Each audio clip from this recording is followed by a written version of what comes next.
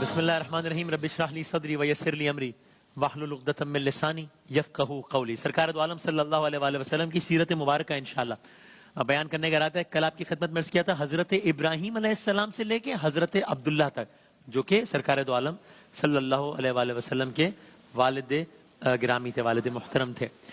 تو پھر ہم نے آپ سے کل یہ بھی عرض کیا تھا کہ حضرت عبداللہ سے متعلق ایک بڑا دلچسپ واقعہ ہے، پھر ہم سرکار دو عالم صلی اللہ علیہ وآلہ وسلم کی ذات پر آئیں گے۔ تو سرکار دو عالم صلی اللہ علیہ وآلہ وسلم فرمایا کرتے تھے انا ابن الذبیحین، انا ابن الذبیحین۔ ذبیحین یعنی آپ جانتے ہیں جیسے ہم فریقین کا لفظ استعمال کرتے ہیں، یعنی دو فریق۔ ذبیحین، ذبیح ذبح ہونے والا، ذبیحین کا مطلب دو ذبح ہونے والا۔ انا ابن الذبیحین یعنی میں دو ذبح ہونے والوں کا بیٹا ہوں، یہ سرکار دو عالم صلی اللہ علیہ وآلہ وسلم کہتے۔ کیا مطلب؟ یہ کون تھے؟ یقیناً سب جاننا چاہتے ہوں گے، بزرگ تو جانتے ہیں سے بچوں کے لیے۔ تو یہ دو کون ہیں؟ یہ آپ کی خدمت میں عرض کرتے ہیں، جن کے بارے میں سرکار نے کہا میں ان دو ذبیحوں کا بیٹا ہوں یا ان ذبیحوں کا بیٹا ہوں۔ آپ سب کو واقعہ ذہن میں، حضرت ابراہیم علیہ السلام نے اپنی زوجہ جن کا نام جناب ہاجرہ تھا اور اپنے بیٹے جناب اسماعیل کو سرزمین حرم میں لا کے چھوڑ دیا تھا۔ واقعے کی تکرار یا مقصود نہیں ہے، ان کو سرزمین حرم میں لا کے چھوڑ دیا تھا، اور پھر وہ سارا واقعہ ہوا، ایڑیاں رگڑنے والا، زمزم والا، وہ سارا واقعہ۔ پھر اس کے کچھ عرصے بعد اللہ تعالیٰ نے حضرت ابراہیم علیہ السلام سے ایک اور صورتحال بنی ان کے آگے، وہ بھی حضرت ابراہیم اور حضرت اسماعیل سے متعلق تھی۔ وہ یہ تھی، آپ سب کا واقعہ سنا ہوا ہے کہ اپنے ہاتھ سے اپنے بیٹے کو ذبح کریں۔ اور جب حضرت ابراہیم علیہ السلام نے اپنے بیٹے حضرت اسماعیل علیہ السلام کو اپنا وہ خواب لا کر سنایا تو حضرت اسماعیل علیہ السلام نے گردن جھکا دی، گویا کہہ رہے ہوں کہ یہ گردن اللہ تعالیٰ کے لیے حاضر ہے۔ اور پھر ایسا ہی ہوا، حضرت ابراہیم علیہ السلام اپنے بیٹے حضرت اسماعیل علیہ السلام کو لے کر چلے۔ اگرچہ شیطان نے حضرت اسماعیل علیہ السلام کو، پھر ان کی والدہ جناب ہاجرہ کو، پھر خود حضرت ابراہیم علیہ السلام کو ورغلانے کی بہت کوشش کی، شیطان کے سارے وار ناکام ہوئے۔ اور پھر ہم سب کو یاد ہے کہ وہ وقت بھی آیا کہ جب حضرت ابراہیم علیہ السلام نے اپنے بیٹے کو منہ کے بل زمین پر لٹا دیا، اپنے تئیں تو چھری بھی پھیر دی، اللہ تعالیٰ کو کچھ اور منظور تھا، اللہ تعالیٰ نے ایک عظیم قربانی دے کر حضرت اسماعیل کو بچا لیا۔ اللہ اکبر۔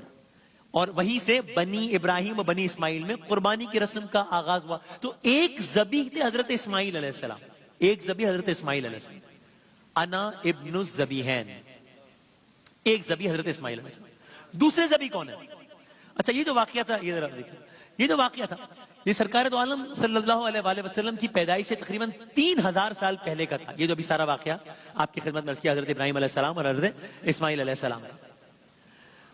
اچھا، پھر ایک وقت آیا کہ جب یوں ہوا کہ ایک جنگ کے نتیجے میں جو دشمن تھا اس نے زمزم کا جو کنواں تھا اس کو مٹی سے بھر دیا اور زمزم کا یعنی نام و نشان تک مٹا دیا، جس کے بعد بہت عرصے تک صورتحال یہ ہوئی کہ کوئی جانتا تک نہیں تھا کہ وہ تاریخی چشمہ زمزم، آپ سب جانتے ہیں زمزم کا یعنی کا مطلب ہے رک جا، وہ تاریخی چشمہ جو حضرت اسماعیل کی ایڑیوں کے رگڑنے کے نتیجے میں پیدا ہوا تھا زمزم، وہ کہاں ہے؟ کیونکہ دشمن نے اس کو بھر دیا تھا۔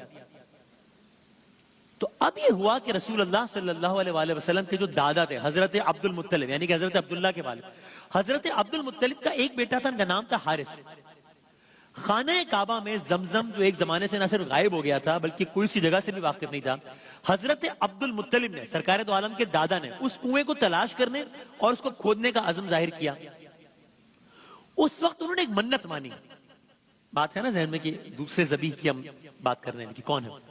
حضرت عبد المطلب نے زمزم کی تلاش کے وقت ایک منت مانی، ایک بات کہی، کہ اگر اللہ تعالیٰ مجھے 10 بیٹے دے اور میں یہ زمزم کی اس تلاش میں کامیاب ہو جاؤں تو میں ان 10 بیٹوں میں سے ایک کو اللہ تعالیٰ کی راہ میں قربان کر دوں گا، 10 میں سے ایک بیٹے کو۔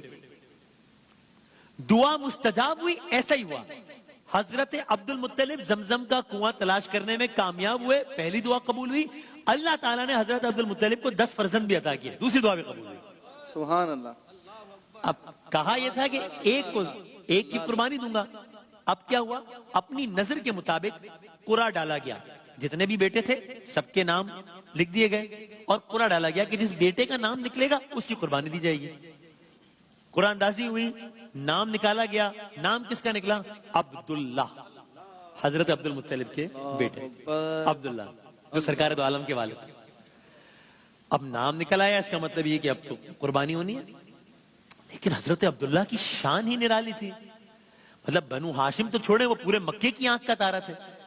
اب ادھر قرآن اندازی میں حضرت عبداللہ کا نام نکلنا تھا، ایک کوہرام مچ گیا، ایک تہلکہ مچ گیا. ادھر بنو ہاشم کی خواتین حضرت عبد المطلب سے درخواست کرتی رہیں کہ وہ اپنی اس نظر پر کچھ نظر ثانی کریں. قریش کے اکابرین نمائندین میں حضرت عبد المطلب کے پاس آئے کہ یہ نہ کریں، لیکن نظر تو مانی تھی. بہرحال ایک فیصلہ ہوا، طویل مشاورت اور ایک سارے عمل سے گزرنے کے بعد ایک فیصلہ ہوا. وہ کیا؟ وہ فیصلہ یہ ہوا کہ ایک طرف حضرت عبداللہ کا نام رکھا جائے اور دوسری طرف اونٹوں کی تعداد رکھی جائے اور پھر قرعہ ڈالا جائے. یعنی کیا مطلب؟ یعنی ایسا ہی کیا گیا. کیا کیا گیا؟ ایک طرف 10 اونٹوں کی تعداد رکھی گئی اور قرعہ ڈالا گیا، اور دوسری طرف حضرت عبداللہ کا نام. اب دوبارہ قرعہ ڈالا گیا تو نام کس کا نکلا؟ حضرت عبداللہ کا. اللہ اکبر اللہ اکبر. تو اب اس تعداد کو بڑھایا گیا، 10 اونٹ سے 20 اونٹ کر دیے گئے، پھر قرآن اندازی کی گئی. پھر نام کس کا نکلا؟ حضرت عبداللہ کا.